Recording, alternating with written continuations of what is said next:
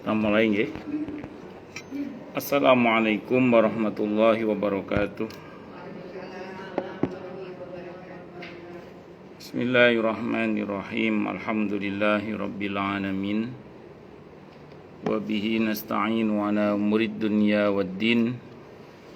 Wassalatu wassalamu ala asyrafil anbiya'i wal mursalin.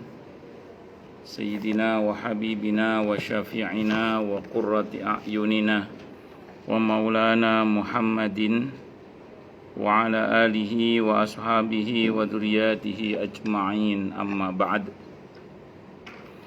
Asyhadu an la ilaha illallah wa asyhadu anna Muhammadar Rasulullah wa ufawwidu amri ilallah innallaha basirum bil ibad. Hasbiyallahu la ilaha illa huwa alaihi tawakkaltu wa huwa rabbul arsyil azim. Qala Allah ta'ala fi kitabihil karim hikayatan an nabiyillahi Musa alaihi salam. Rabbi syrah li sadri wa yassir li amri wahlul 'uqdatam min lisani yafqahu qawli. Para asatidzah, para ibu-ibu sekalian, hafizoni wa hafizakunallah. Wabil khusus segenap pengurus majelis taklim ibu-ibu Masjid Babu Taubah, yang semoga pengurusnya dan jamaahnya selalu dalam naungan rahmat, barokah, perlindungan serta bimbingan Allah Subhanahu wa ta'ala. Amin, Allahumma amin, insyaallah. Dan tentu saya doakan semoga kemuliaan ibu-ibu sekalian selalu dijaga dan ditingkatkan terus oleh Allah Subhanahu wa ta'ala sebagai seorang muslimah, sebagai seorang istri, sebagai seorang ibu, dunia hingga surga. Amin, Allahumma amin, insyaallah. Allahumma inna nas'aluka ilman nafi'ah wa rizqan thayyibah wa amalan mutaqabbalah wa fatahallahu lana futuhal arifin. Allahumma inna na'udzubika min ilmin la yanfa' wa amalin la yurfa' wa qalbin la yakhsha' wa du'a'i la yusma'. Allahumma ati anfusana taqwaha wa zakkiha anta khairu man zakkaha anta waliyuha wa maulaha. Amin, Allahumma amin, insyaallah. Ibu-ibu sekalian, hafizani wa hafizakunallah, masih melanjutkan kajian kita tentang kitab Ar-Ruh karya Ibnul Qayyim Al-Jauziyah rahimahullah rahmatan wasi'ah wa rahimallahu ulama al-muslimin. Qala al-muallif rahimahullahu ta'ala wa nafa'ana bihi wa bi'ulumihi fid dharaini amin. Bismillahirrahmanirrahim. Halaman 153 nggih. Bukan 153, bukan. Yang mana belum selesai? Sampai mana? Yang menurut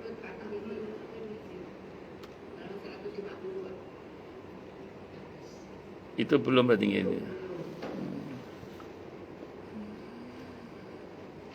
Menurut At-Tirmidzi hadis ini hasan gharib itu ya? Iya. Oh.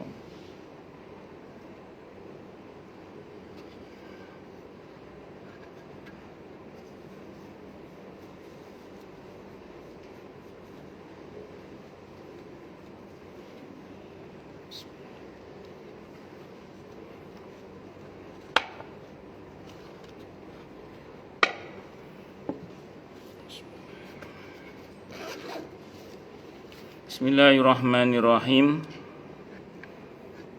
Menurut Imam At-Tirmidzi hadis ini hasan gharib. Kami meriwayatkan di dalam Musnad Abd ibn Humaid dari Ibrahim ibn Al-Hakam, dari ayahnya, dari Ikrimah, dari Ibnu Abbas radhiyallahu anhuma, bahwa dia berkata kepada seseorang, sudikah engkau jika aku menyampaikan sebuah hadis yang membuatmu merasa senang? Orang itu menjawab, iya. Ibnu Abbas berkata, bacalah surah Al-Mulk. Hafalkanlah ia dan ajarkan pula kepada istrimu, anakmu, anggota keluargamu dan tetangga-tetanggamu. Karena surah Al-Mulk adalah penyelamat dan penentang yang menentang pada hari kiamat di sisi Rabb-nya bagi kepentingan pembacanya. Maksudnya membela ya. Ia meminta agar Allah menyelamatkannya dari siksa neraka jika ia berada di dalam neraka, dan agar Allah menyelamatkannya dari siksa kubur. Lalu Rasulullah Muhammad sallallahu alaihi wasallam bersabda, "Aku ingin sekiranya hal itu ada dalam hati setiap orang dari umatku." Abu Umar Ibn Abdul Bar berkata, ada riwayat yang sahih dari Rasulullah Muhammad SAW, beliau bersabda, sesungguhnya surah Al-Mulk sebanyak 30 ayat dapat memberi syafaat kepada pembacanya hingga dosanya diampuni. Jadi kalau kapan hari misalnya ada sebagian orang yang mendhaifkan, saya sudah sering sampaikan di sini bahwa betul memang ada yang mendhaifkan beberapa riwayat berkaitan dengan keutamaan surah Al-Mulk. Tapi jangan salah, ada beberapa yang menghasankan, bahkan beberapa mensahihkan. Nah, di antara yang menghasankan itu Imam At-Tirmidzi. Di antara yang mensahihkan adalah Ibnu Abdul Bar, Abu Umar Ibn Abdul Bar, itu di antaranya. Makanya surah Al-Mulk ini kalau bisa sering-sering dibaca hingga hafal. Sering-sering dibaca hingga hafal. Yang sudah hafal sering dimurajaah. Nah, bacanya kapan? Kalau dalam satu riwayat disebutkan waktunya malam. Tapi di beberapa riwayat yang kita baca tadi nggak disebutkan waktunya, berarti bebas, kapan saja. Kalau saya sering menyimpulkan ya dibaca kapan saja, terutama malam sebelum tidur. Jadi dibacanya kapan saja. Ya, yang syukur-syukur tadi, sebagaimana yang dalam hadis sahih tadi. Nah, aku berharap itu ada dalam hati umatku. Itu maksudnya ya sering dibaca hingga hafal kalau bisa. Kalau nggak hafal, ya yang penting sering dibaca sampai ada dalam hatinya lah itu. Karena memang kalau sudah sepuh itu kadang ya sudah berusaha menghafalkan tapi ya nggak hafal-hafal. Dan teorinya memang begitu, hafalkan walaupun nggak hafal-hafal, gitu aja. Niat murajaah saja, niat diulang-ulang gitu aja. Insya Allah lama-lama nggak hafal. Allah di dalam Sunan Ibnu Majah disebutkan dari hadis Abi Hurairah radhiyallahu an, dan dia memarfukannya. Memarfukan itu maksudnya diangkat hadisnya sampai ke Rasulullah Muhammad sallallahu alaihi wasallam. Kalau hadis itu terhenti di sahabat namanya mauquf namanya. Kalau terhenti di tabi'in namanya munqati'. Jadi kalau hadis terangkat sampai ke Rasulullah Muhammad sallallahu alaihi wasallam istilahnya hadis marfu' namanya.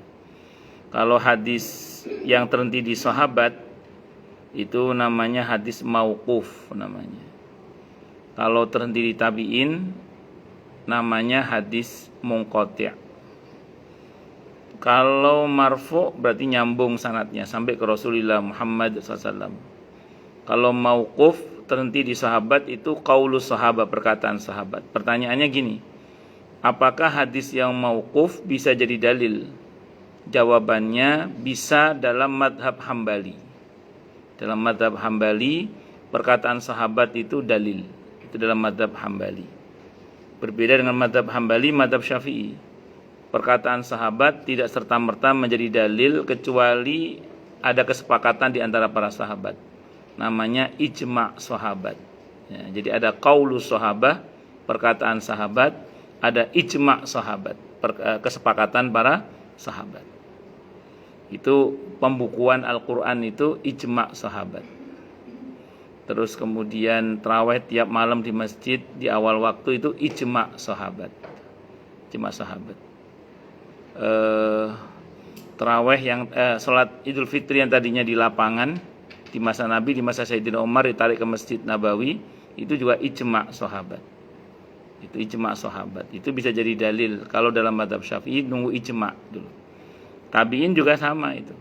Tabi'in itu secara umum perkataan tabi'in tidak bisa menjadi dalil. Tapi kalau ada ijma' tabi'in bisa jadi dalil. Contohnya apa? Pembukuan hadis.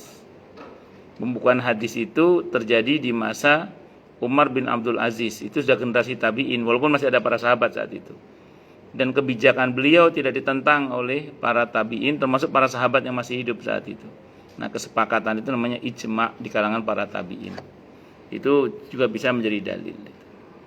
Itu seperti, karena di masa Nabi kan dilarang hadis ditulis kecuali oleh sekretaris pribadi beliau, karena takut nanti bercampur antara Al-Quran dan hadis. Nah, sementara di masa Sayyidina Umar bin Abdul Aziz radhiyallahu an itu mulai diperintah untuk ditulis hadis itu, dibukukan maksudnya. Kalau di masa Nabi dilarang itu, kecuali oleh orang-orang tertentu. Allah, karena takut tadi bercampur antara Al-Quran dan hadis. Itu seperti itu. Jadi pembukuan hadis itu ya perkara baru sebenarnya, pembukuannya itu. Kodifikasinya kalau penulisannya oleh orang-orang tertentu sudah ada, tapi kodifikasinya itu perkara yang baru. Nah, tapi itu disepakati oleh seluruh ulama di masa Umar bin Abdul Aziz, masuk para sahabat yang masih hidup saat itu, sehingga itu menjadi ijma' itu. Dan itu bisa jadi dalil. Itu seperti itu. Terus kemudian marfu' dan memarfu'kannya, barang siapa meninggal dunia karena sakit perut, maka dia meninggal sebagai syahid dan dia dilindungi dari siksa kubur. Dan tidak usah bikin program sakit perut. Nah, nanti kalau dapat jatah sakit perut ya meninggal, insya Allah ada sakit perutnya. Saya pernah cerita sini, ada seorang ulama menjelang wafatnya beliau mengeluhkan perut bagian bawah sakit.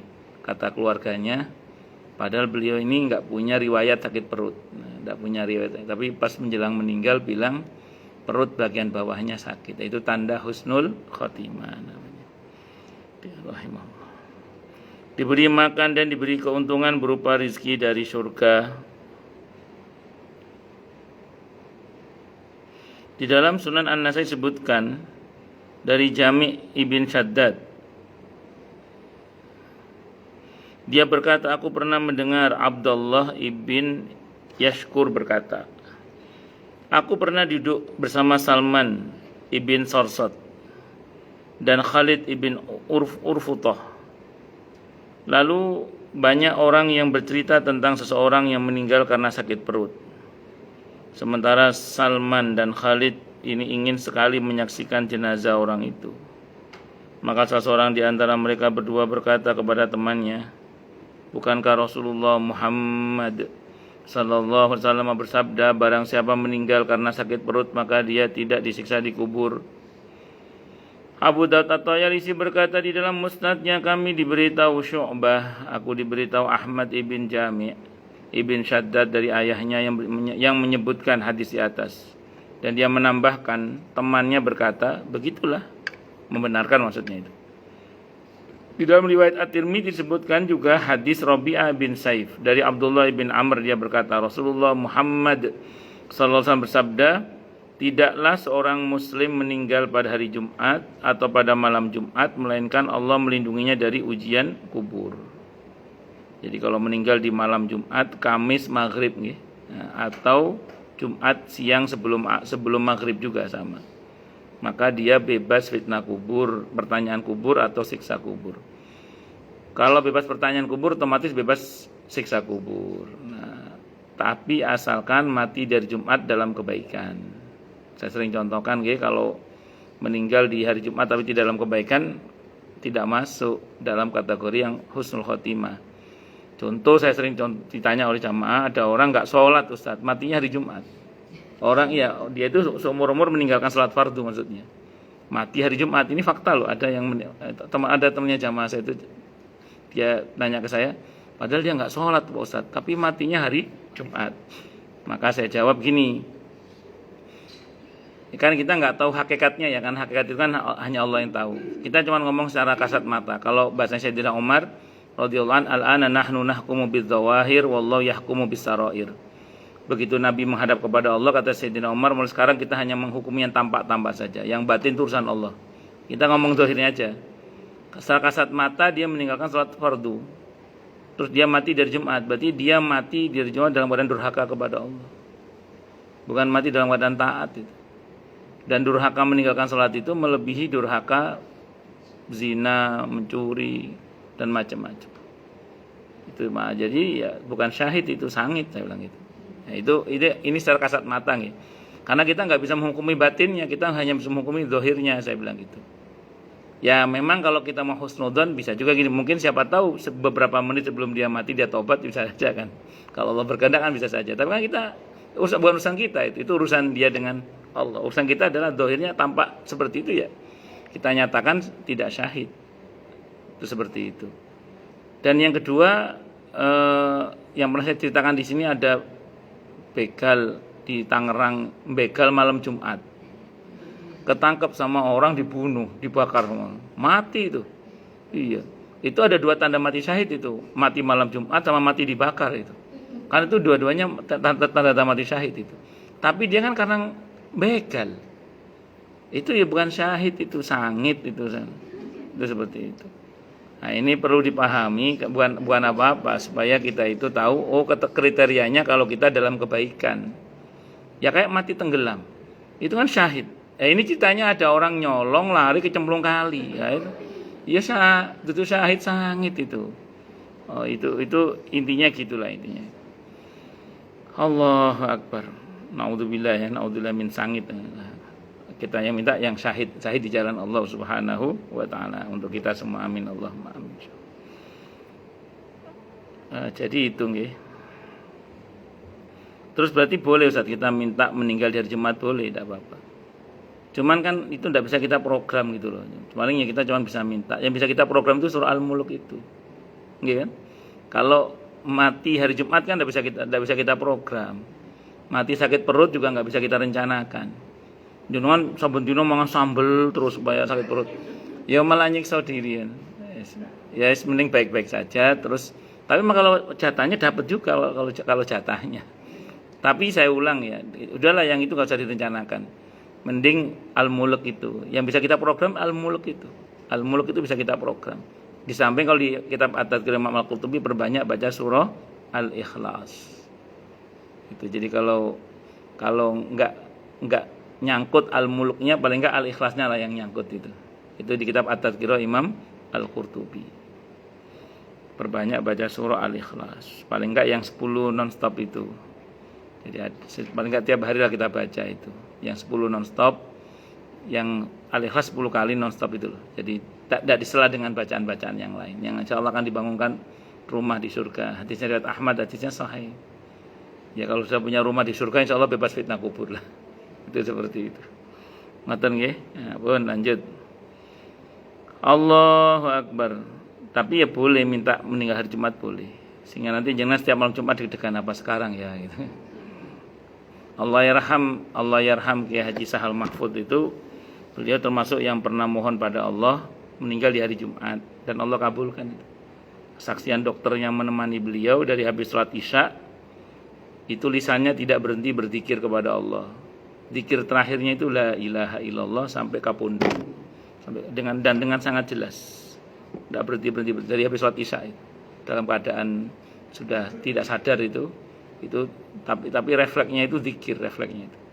Allah yarham Kiai Haji Sahal Mahfud. Beliau pernah minta pada Allah wafat hari Jumat dan diwafatkan pada hari Jumat. Nah, kalau Anda mau monggo. Tapi yang jelas sunnahnya sih bukan minta mati hari Jumat, minta mati syahid. Nah, hadisnya Sahih Muslim. Barang siapa yang berharap kepada Allah mati syahid dengan sungguh-sungguh, maka Allah akan anugerahkan untuknya kedudukan orang yang mati syahid walaupun dia mati di atas ranjangnya. Itu hadisnya Sahih Muslim au kama qala. Barang siapa yang meminta kepada Allah dengan sungguh-sungguh mati syahid, maka Allah akan berikan kepadanya kedudukan orang yang mati syahid walaupun dia mati di atas ranjangnya. Nah, kata Imam Al-Qurtubi pas komentar masalah itu, kebanyakan syuhada umat ini mati di atas ranjangnya, kata beliau. Kebanyakan syuhada umat ini mati di atas ranjangnya. Itu kata Imam Al-Qurtubi.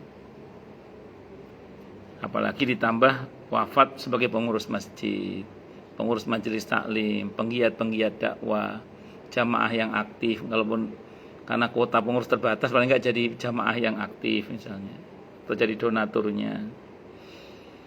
Allahu Akbar. Menurut At-Tirmidzi, Menurut Imam At-Tirmidzi ini adalah hadis hasan gharib yang isnadnya tidak bersambung. Rabi'ah bin Saif hanya meriwayatkan dari Abu Abdurrahman Al-Jabali dari Abdullah ibn Amr. Sementara Rabi'ah tidak diketahui pernah mendengarnya dari Abdullah bin Amr radhiyallahu anhuma. Hadis serupa juga diriwayatkan Abu Nuaim Al-Hafidz rahimahullah dari Muhammad ibn Munkadir dari Jabir secara marfu dengan lafaz sebagai berikut: barang siapa meninggal pada hari Jumat atau pada malam Jumat atau pada hari Jumat, maka dia dilindungi dari siksa kubur. Dan dia datang pada hari kiamat sambil membawa label syuhada. Umar ibn Musa al-Wajihi menyendiri dalam riwayatnya, dan dia orang yang dhaif. Sabda Rasulullah Muhammad SAW, kilatan pedang. Tapi ini sudah kita bahas di ketika saya pas ngaji kitab At-Tadhkirah, ketika kita membahas 18 tanda husnul khotimah itu. Hadisnya hasan ini. Jadi hadis dhaif itu kalau jalur periwayatannya banyak bisa menjadi apa, Bu? Hasan li ghairihi itu. Makanya kata Imam At-Tirmidzi hadisnya ini hasan gharib. Gharib itu karena memang rawinya enggak banyak gitu loh, Bu, maksudnya, Bu. Rawinya enggak banyak. Jadi kalaupun ada yang mengatakan dhaif tapi karena jalur periwayatannya banyak bisa menjadi hasan li ghairihi. Hadis hasan itu bisa diamalkan sebagaimana hadis sahih. Itu rumus dasarnya itu gitu. Hanya nanti kalau ada pertentangan antara hadis yang hasan dengan hadis yang sahih, kalau harus diadu, ditarjih namanya, itu yang dimenangkan hadis yang sahih. Tapi hadis hasan dan hadis sahih itu nggak bisa ditarjih sebenarnya, levelnya beda. Ya secara otomatis kita pilih yang sahih. Kalau andaikan ada pertentangan informasi antara hadis yang hasan dan hadis yang sahih, kalau tidak bisa dikompromikan tapi itu. Tapi kalau masih bisa dikompromikan, ya biasanya para ulama lebih suka mengkompromikan terlebih dahulu. Nah, jadi metode tarjih dalam hadis itu satu, dalam istinbat hukum maksud saya itu satu dan sekian banyak metodologi istinbat, tapi tidak satu-satunya metodologi.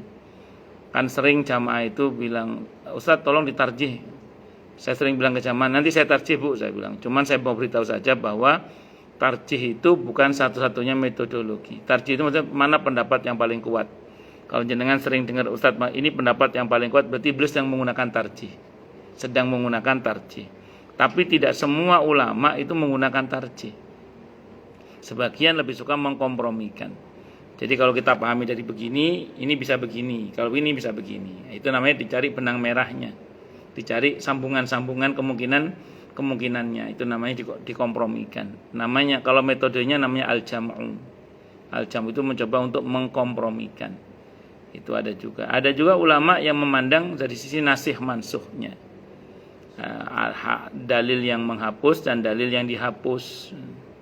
Kayak kemarin kan ada jamaah itu konsultasi waris sekeluarga. Nah, di antara pertanyaannya, ini masalahnya orang tuanya meninggal dalam keadaan tanda tangan dua-duanya meninggalkan wasiat. Di antara wasiat itu adalah untuk ahli waris. Nah, maka saya sampaikan ayat tentang wasiat untuk ahli waris itu sudah dihapus. Yang ada di Al-Baqarah 180, 181, 182, 182 itu sudah dihapus dengan surah An-Nisa ayat 11 12. Sudah mansukh. Tapi di Al-Baqarah ayat 180, 181, 182 itu masih berlaku kalau ahli warisnya mahjub. Mahjub itu terhalang dari mendapatkan waris. Nah, kemarin itu di anggota keluarga itu anaknya laki 2, perempuan 2. Berarti kan saudara-saudaranya si bapak ibunya kan nggak dapat bagian waris karena ada anak laki-laki kan.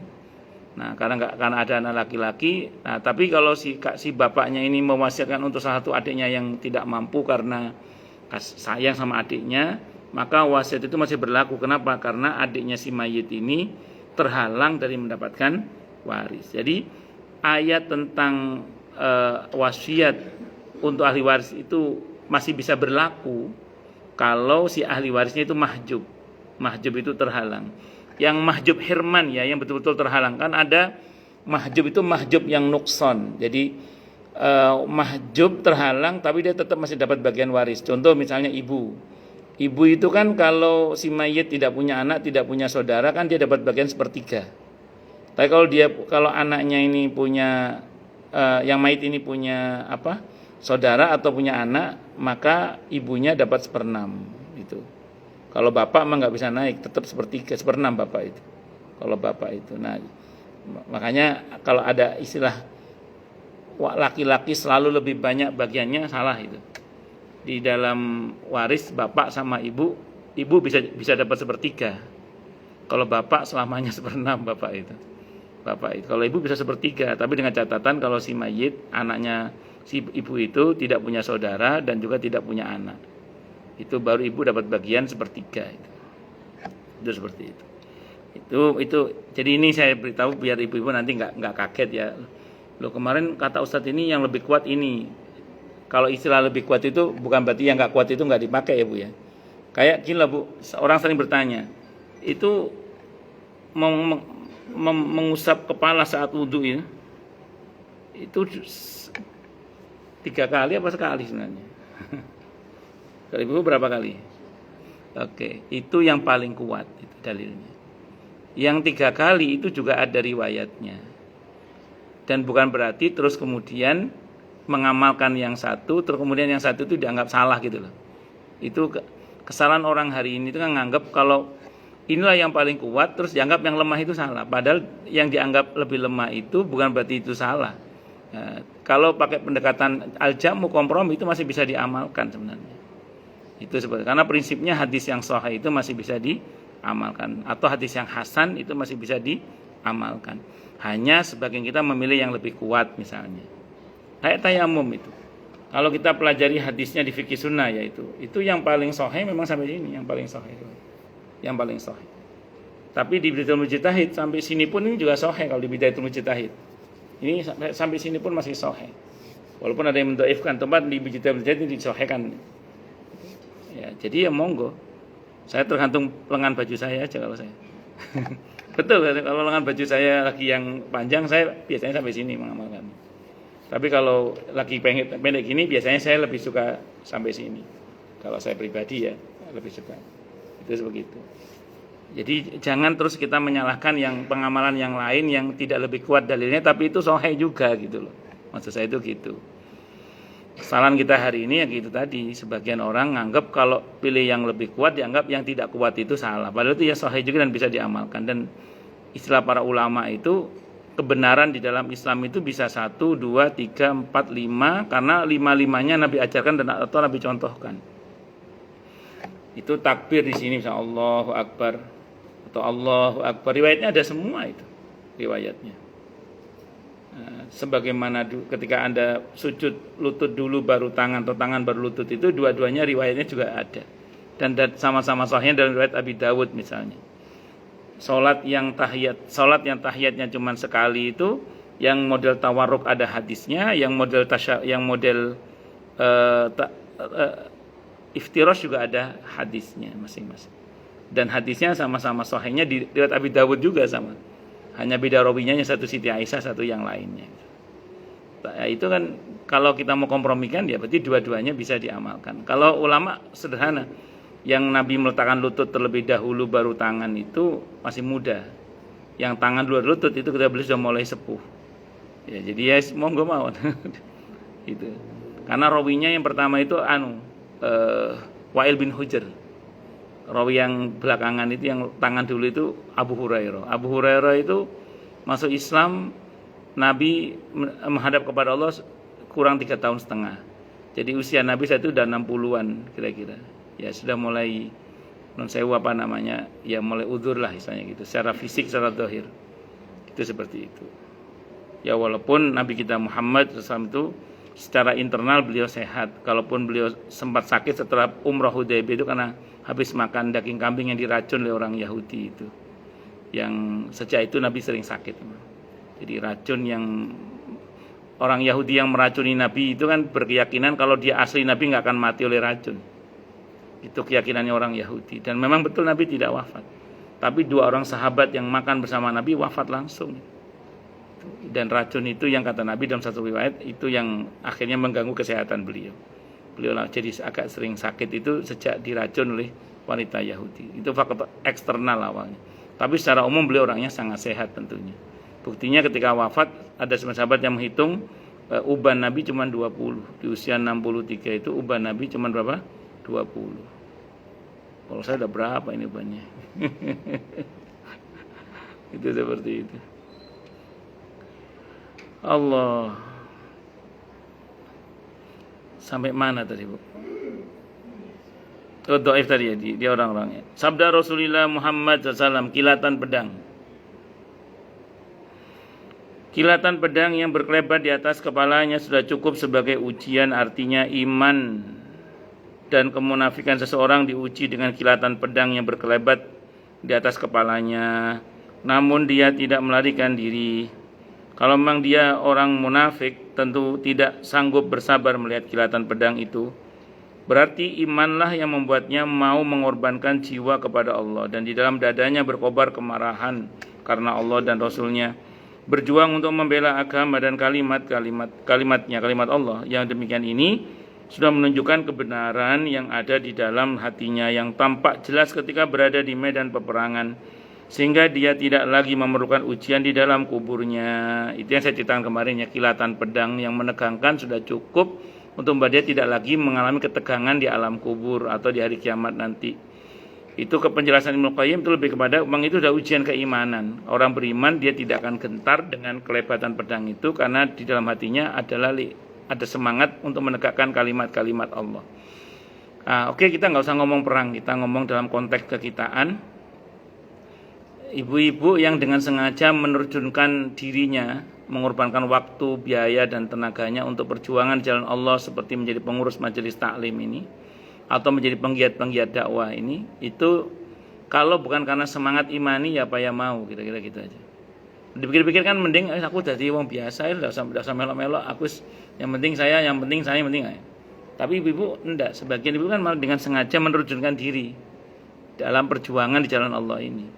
Ini kalau nggak pakai iman apa ya, kalau nggak karena yakin akan janji Allah apa ya mau kita ini.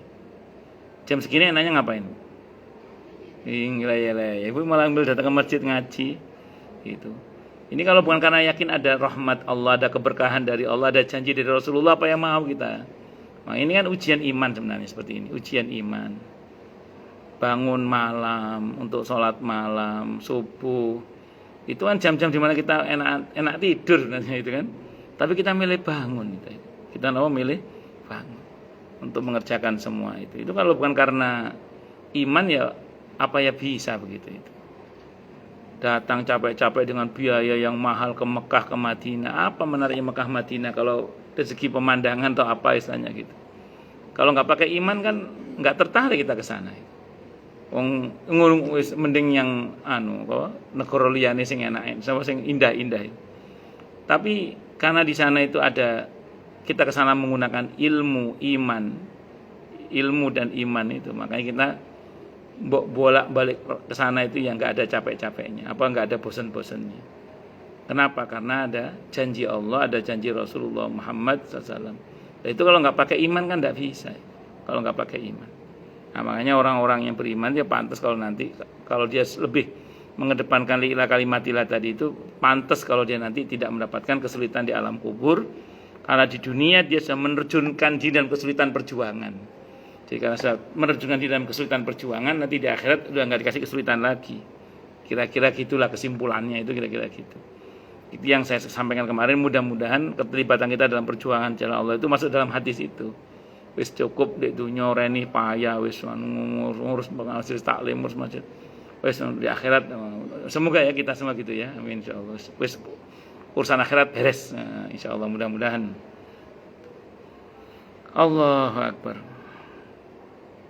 Ya, walaupun orang terjun di perjuangan jalan Allah itu ada dua macam. Ada yang dengan sengaja terjun, ada yang enggak sengaja diterjunkan. Tapi enggak sengaja kan oleh dia, tapi oleh Allah kan disengaja. Itu namanya rahmat. Nah, bersyukurlah kepada Allah. Terpaksa masuk surga itu lebih baik daripada dengan sukarela masuk neraka. Nah, iya. Dari terpaksa masuk surga itu masih lebih baik daripada dipaksa dengan sukarela masuk neraka.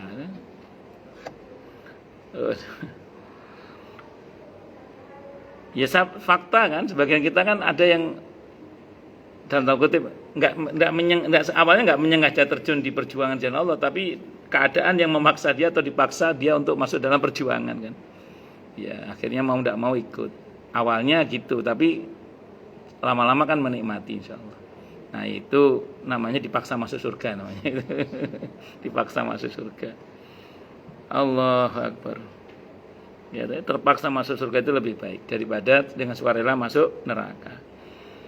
Sabda Rasulullah Muhammad sallallahu alaihi wasallam, kilatan pedang berkelebat di atas kepalanya. Sudah ya.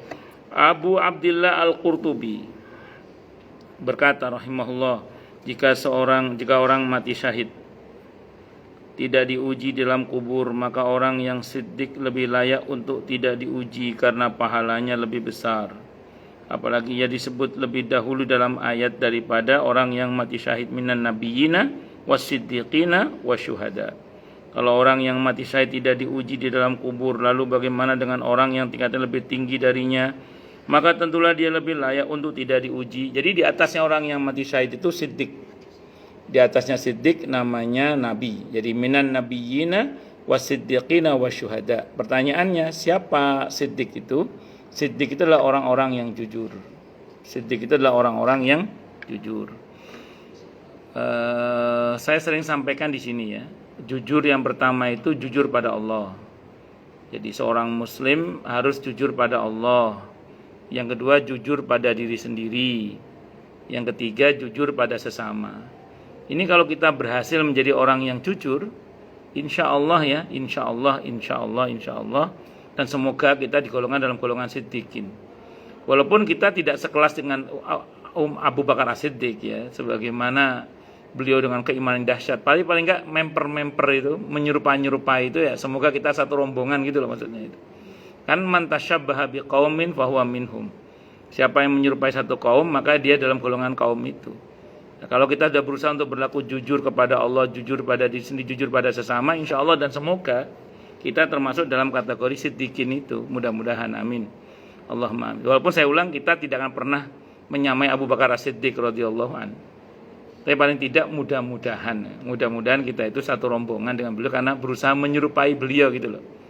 Nah, jujur kepada Allah Subhanahu wa taala itu di antara dalilnya adalah firman Allah dalam Al-Qur'an di surah Al-Hujurat ayat 15 itu. Al-Hujurat surah ke-49 ayat 15. Allah berfirman, a'udzubillahi samii'il 'aliim minasyaitonir rajim. Innamal mu'minuna alladzina amanu billahi wa rasulihi tsumma lam yartabu wa jahadu bi amwalihim wa anfusihim fi sabilillah ulaika humus shadiqun.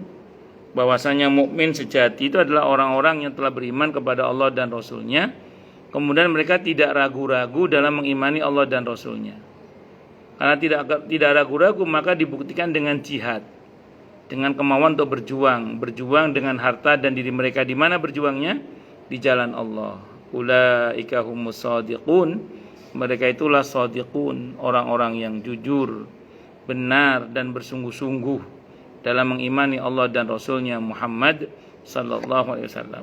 Makanya kalau kita ingin disebut jujur dalam mengimani Allah dan Rasulnya, maka kita jangan ragu dalam mengimani Allah dan Rasulnya. Bukti bahwa kita nggak ragu apa? Kita mau berjuang dengan harta dan diri kita. Di mana berjuangnya? Di jalan Allah. Maka ulaika humus shadiqun. Mereka itulah shadiqun, orang-orang yang jujur, benar dan bersungguh-sungguh dalam mengimani Allah dan Rasulnya Muhammad sallallahu alaihi wasallam. Shadiqun kata lain dari kata siddiq. Nah, cuman siddiq itu jaminan mutu lah kalau kira-kira gitu. Kalau ini paling enggak yang memper lah. Mirip-mirip lah. Itu yang kita harapkan tadi itu. Kita tidak akan pernah mengejar derajatnya Abu Bakar As-Siddiq radhiyallahu an, tapi paling tidak karena kita berusaha menyerupai beliau, mudah-mudahan satu rombongan dengan beliau. Nah, beliau itu punya rombongan lagi, rombongannya Rasulullah Muhammad sallallahu alaihi wasallam. Mudah-mudahan kita masuk dalam rombongan itu ya. Amin insyaallah. Yang kedua, jujur pada diri sendiri. Jujur pada diri sendiri ini saya pernah sampaikan hadisnya ya, hadis Bukhari. Ada sahabat Nabi namanya Ammar bin Yasir radhiyallahu anhu. Beliau berkata, Ammar bin Yasir radhiyallahu anhu ini satu dari 10 sahabat Nabi yang dijamin masuk surga selama semasa hidupnya. Beliau berkata, apa kata beliau? Salasun man jama'ahunna faqad jama'al iman. Ada 3 hal yang siapapun berhasil menghimpun ketiganya maka sempurnalah imannya. Apa 3 hal itu? Yang pertama, al-insafu min nafsi. sanggup berlaku tengah, adil, jujur pada diri sendiri. Itu yang pertama. Sanggup berlaku tengah, adil, jujur pada diri sendiri. Saya sering terangkan, guys, jujur pada diri sendiri itu diantaranya tidak malu berkata maaf saya yang salah. Insya Allah saya akan perbaiki. Maaf saya belum tahu, nanti saya mau belajar lagi. Nah, itu lebih terhormat itu daripada salah nggak ngerasa salah, celakanya merasa benar. Atau bodoh nggak ngerasa bodoh, celakanya merasa pinter. Terus kemudian yang kedua, wabadul salam lil alam, menebar salam ke seluruh alam. Pengertian harfiahnya assalamualaikum, assalamualaikum, assalamualaikum, senang ucap salam. Nah, pengertian yang lebih luasnya lagi adalah seorang muslim dimanapun dia berada, idealnya ya, dia bermanfaat bagi banyak orang, bagi dirinya dan keluarganya dan orang lain. Kalau dia tidak bisa bermanfaat bagi orang lain, paling tidak jangan meresahkan orang lain. Khairun nas anfa'uhum linnas, itu idealnya. Kalau nggak bisa itu, paling tidak al-muslimu man salimal muslimuna min lisanihi wa yadihi. Jadi idealnya sebaik-baik muslim adalah sebaik-baik manusia adalah yang paling bermanfaat bagi manusia yang lainnya. Kalau nggak bisa itu, paling nggak muslim yang baik adalah ketika muslim yang lain selamat dari gangguan lisan dan tangannya. Itu paling tidak itu. Nah, yang ketiga, wal infaqu minal iqtari, berinfak sementara dia sendiri dalam keadaan butuh. Berbagi padahal dia sendiri dalam keadaan butuh. Itu wal infaqu minal iqtar. Tapi saya pernah baca dalam syarah Sahih Bukhari, di syarah dalam hadis itu, dalam syarah itu hadis itu disyarah begini, wal infaqu minal iftiqar, maksudnya yaitu berinfak dengan apa yang dibutuhkan oleh orang lain. Jadi berinfak sesuai dengan kebutuhan orang lain, maksudnya gitu. Itu yang sering saya terjemahkan dengan istilahnya berbagi secara produktif dan atau solutif. Berbagi secara produktif dan atau solutif. Produktif itu misalnya ngasih modal usaha, beasiswa sekolah, dan lain-lain. Kalau solutif misalnya buat sumur bersih, melunasi utang, bayarin kontrakan orang sampai berapa bulan ke depan misalnya. Nah, itu solutif namanya. Itu sesuai dengan kebutuhan. Ada bantuan tuh yang umum, BLT, bantuan langsung telas. Nah, itu ada. Ini enggak, ini produktif karena modal usaha atau beasiswa sekolah, atau yang solutif. Sekali dapat bantuan, masalah dia selesai. Kalau enggak selesai semua, paling enggak sebagiannya. Ma la yudraku kulluh, la yudraku kulluh. Kalau kita tidak bisa bantu semuanya, paling tidak jangan tinggalkan semuanya. Paling enggak sebagiannya lah kalau bahasa kita. Itu jujur pada diri sendiri. Yang ketiga, jujur pada sesama. Jujur pada sesama ini dalilnya muttafaqun alaih Bukhari Muslim. Nabi bersabda, al-bay'ani bil khiyari ma lam yatafarraqa. Fa in sadaqa wa bayyana burika lahumma fi bai'ihima. Wa in katama wa kadzaba muhiqat barakatu baihima. Dua orang yang sedang transaksi jual beli boleh pilih jadi atau tidak transaksinya. Jika keduanya jujur dan berterus terang, Allah akan berkahi transaksinya. Jika keduanya berdusta dan menutup-nutupi, Allah akan hilangkan keberkahannya. Maka hati-hati dalam bermuamalah, harus apa? Jujur. Karena kalau tidak jujur bisa hilang keberkahannya, hilang kebaikannya. Berarti banyak pun yang dia peroleh, kalau cara-cara mendapatkan nggak jujur, luarnya saja nikmat, tapi dalamnya laknat. Sehingga cepat atau lambat apa yang dia peroleh itu akan jadi masalah bagi yang bersangkutan, baik di dunia ini, yang pasti di akhirat nanti kalau dia tidak bertobat kepada Allah Subhanahu wa Ta'ala. Allahu Akbar. Hadis-hadis yang sahih menolak pendapat ini dan menjelaskan bahwa siddiqin akan ditanya di dalam kuburnya seperti yang lainnya juga. Akan ditanya, inilah Umar ibn al-Khattab, seorang pemuka siddiqin, yang bertanya kepada Rasulullah Muhammad SAW. Ketika beliau mengabarkan tentang pertanyaan malaikat di dalam kuburnya, dia bertanya, meskipun keadaanku seperti ini, beliau menjawab, benar. Ada perbedaan pendapat tentang para nabi, apakah mereka juga ditanya di dalam kubur? Ada pendapat tentang hal ini yang kedua-duanya berkembang di dalam kalangan madhab Ahmad bin Hambal. Kekhususan yang diberikan kepada syuhada juga berlaku bagi siddiqin, meskipun siddiqin ini lebih tinggi derajatnya. Para syuhada yang lebih khusus lagi tidak bisa disamakan dengan orang lain yang lebih utama darinya. Dan meskipun derajatnya lebih tinggi ya, tapi ada beda pendapat ulama ya. Tapi tidak usah khawatir, siddiqin pasti selamat. Wong syuhada aja selamat, apalagi siddiqin. Gitu aja. Sangat hadis Ibnu Majah barang siapa meninggal karena sakit, maka dia mati syahid dan dia dilindungi dari ujian kubur. Ada yang menyendiri dalam riwayatnya yang berarti termasuk hadis gharib, asing, dan yang diingkari. Hadis semacam ini tidak bisa diterima dan tidak dipersaksikan kepada Rasulullah Muhammad SAW. Artinya nggak terangkat sampai ke Rasulullah Muhammad SAW. Kalaupun itu hadis sahih, maka harus dibatasi dengan hadis lain. Jadi kita nggak bisa ngambil kesimpulan dari satu hadis tanpa membandingkan atau tanpa mengkaitkan dengan hadis yang lain yang terkait, begitu. Yaitu orang yang meninggal karena sakit perut bukan untuk semua jenis penyakit. Kalaupun hadis tentang orang yang syahid karena sakit perut ini sahih, maka hadis ini juga harus dibatasi dengan hadis yang lain pula. Ada pula hadis tentang sesuatu yang bisa menyelamatkan dari siksa kubur, yaitu hadis yang diriwayatkan dari Abu Musa al-Asy'ari. Ini cukup panjang. Insyaallah saya baca terus saja, ada bab baru soalnya itu. Saya baca deh.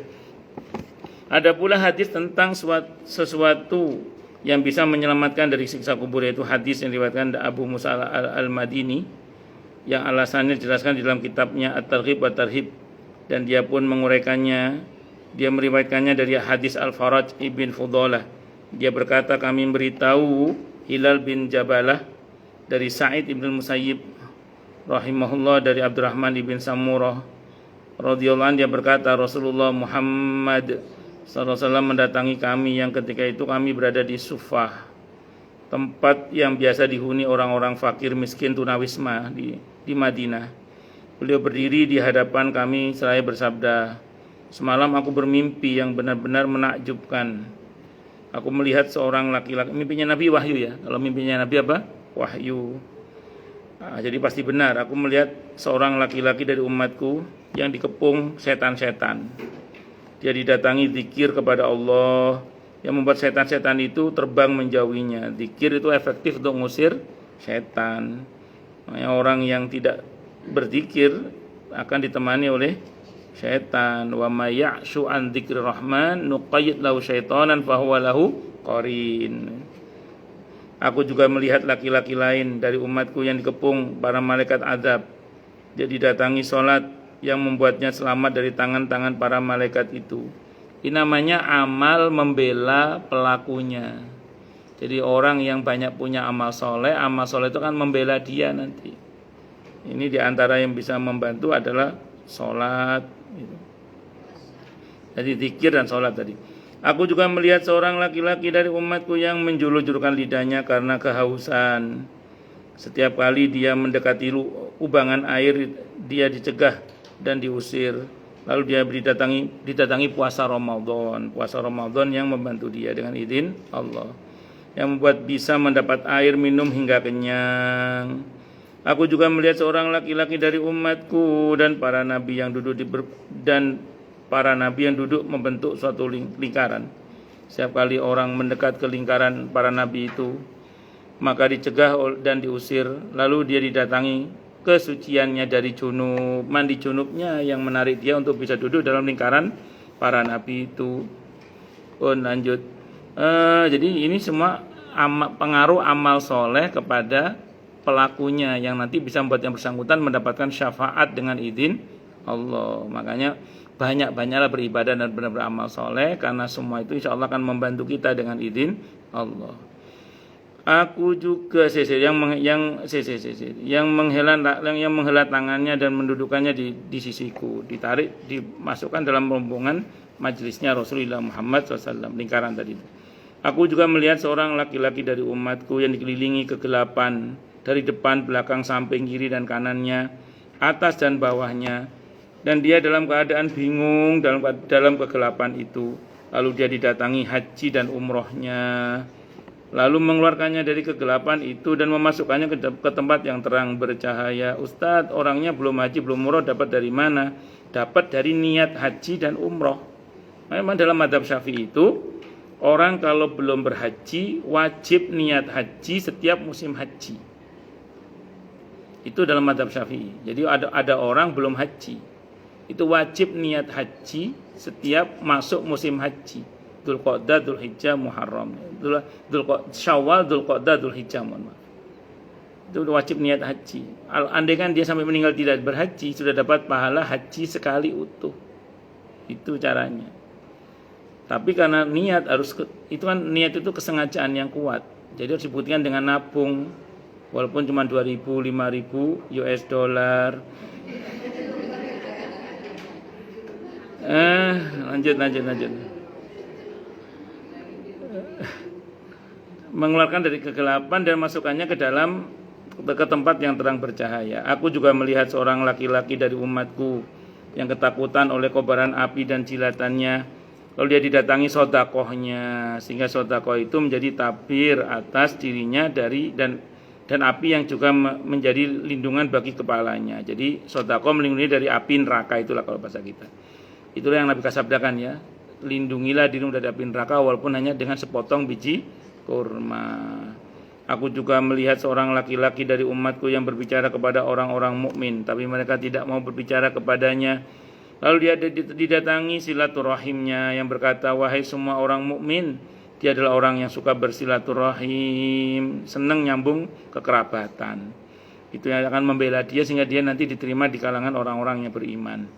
Maka berbicara kepadanya, maka mereka pun berbicara kepadanya dan menyalaminya, sehingga dia pun menyalami mereka.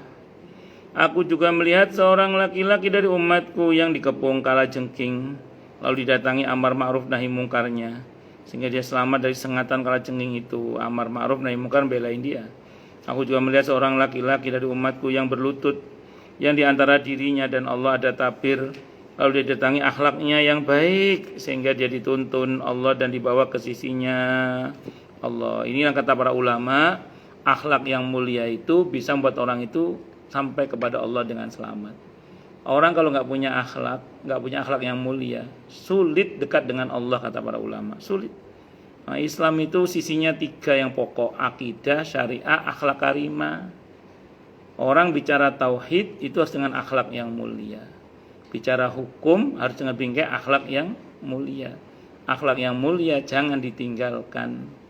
Itu yang saya ingat perkataan seorang ustadz yang dinukil dari ustadz yang lain ketika tahun 96 kira-kira sowan kepada Syekh Albani menjelang wafatnya. Syekh Albani rahimahullah mengatakan, saya baru sadar, kata beliau, ternyata persoalan umat ini tidak hanya masalah akidah, tapi masalah akhlak karimah. Masalah apa? Akhlak karimah. Makanya harusnya buah dari akidah yang baik adalah akhlak yang mulia, baik kepada Allah terutama maupun kepada sesama. Ini yang membuat orang itu dekat dengan Allah. Aku juga melihat seorang laki-laki dari umatku yang sahifahnya akan menuju tangan kirinya. Maksudnya rapotnya mau menuju ke tangan kirinya. Lalu dia didatangi ketakutannya kepada Allah. Dia semasa hidup punya rasa takut kepada Allah, sehingga sahifah itu berada di tangan kanannya. Di antara ciri ahli surga itu diantaranya apa? Dulu kami semasa hidup di dunia, kami adalah orang yang takut kepada Allah. Aku juga melihat seorang laki-laki dari umatku yang ada di belakang timbangannya. Lalu dia didatangi anak-anaknya yang mati karena masih kecil atau belum balik ya. Lalu mereka memindahkan timbangan itu. Aku juga melihat, maksudnya jadi menang timbangannya gara-gara punya stok tabungan berupa anak yang mati sebelum balik.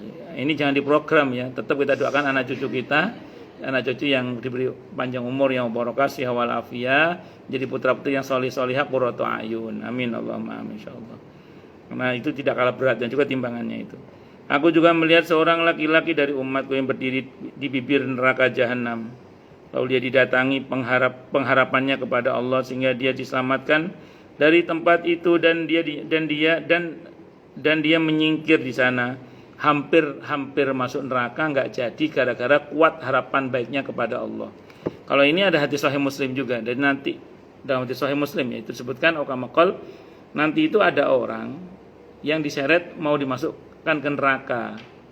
Tiba-tiba neraka itu nggak mau terima. Di hadis Sahih Muslim itu nggak mau terima neraka itu. Kata malaikat, kenapa kamu nggak mau terima orang ini? Kata neraka, orang ini pernah berdoa kepada Allah agar selamat dari siksaku, dan doanya diterima oleh Allah. Saya nggak mau terima orang ini kecuali Allah mengizinkan. Akhirnya dikonfirmasi kepada Allah, dibebaskan dari siksa neraka. Itulah diantara makna firman Allah di surah Ali Imran ayat 185 itu. Faman zuhziha 'anil nari wa udkhilal jannata faqad faz. Dan barang siapa orang yang dijauhkan dari neraka dan dimasukkan ke surga, maka dia berarti telah beruntung. Itu. Aku juga melihat seorang laki-laki dari umatku yang sudah berada di dalam neraka, lalu dia didatangi tangisnya ketika takut kepada Allah, karena takut kepada Allah. Lalu dia diselamatkan dari sana. Jadi orang yang menangis karena takut kepada Allah, air matanya itu memadamkan api neraka. Makanya neraka nggak mau terima. Sehingga dikatakan dalam satu riwayat, ketika orang ini melintasi sirat, neraka berkata, jus, cepat lewat. Kenapa? Karena jangan sampai dia masuk ke neraka. Karena kalau sampai dia masuk ke neraka, dia nangis, air matanya bisa memadamkan api neraka. Walaupun itu bahasa-bahasa yang istilahnya itu, orang yang seperti itu dijamin masuk surga gitu loh maksudnya itu. Nggak akan nyemplung ke neraka. Lalu dia selamatkan, dan aku juga melihat seorang laki-laki dari umatku yang berdiri di atas as-sirat al-mustaqim yang gemetaran di atasnya sebagaimana pelepak daun yang bergoyang-goyang karena diterpa angin kencang. Lalu dia didatangi persangkaan baiknya kepada Allah sehingga dia menjadi tenang dan dapat menyeberanginya. Di antara amalan yang dapat membuat kita tenang melintasi sirat dan selamat itu adalah selalu berbaik sangka kepada Allah. Itunya juga ada hadis Sahih Muslim juga. Nanti itu kata Nabi Okamakol, ada orang yang diseret ke neraka dan dia berkata begini, ya Allah, tidak begini yang aku sangkakan tentang dirimu. Dan Allah bertanya, dan kalau Allah bertanya berarti Allah tidak tahu, ini Allah Maha tahu, apa yang kamu sangkakan tentang diriku? Orang ini mengatakan, pokoknya selama ini hamba selalu punya persangkaan baik tentang kau, Maha kasih, Maha sayang, Maha baik, bla bla. Kata Allah, selamat, tidak usah masuk neraka, masuk surga. Nah, akhirnya jadi masuk apa? Surga, masukkan dia ke surga, enggak jadi masuk neraka. Nah, rupanya husnudzon kepada Allah itu bahkan menenteramkan orang saat melintasi sirat. Kita di dunia saja kalau selalu berbaik sangka kepada Allah, punya masalah seberat apapun tenang-tenang saja. Kenapa? Karena kita yakin bahwa di balik semua ini pasti ada hikmah kebaikannya. Sambil terus bertobat kepada Allah tentunya, sambil terus bersyukur, takutnya kita kurang bersyukur.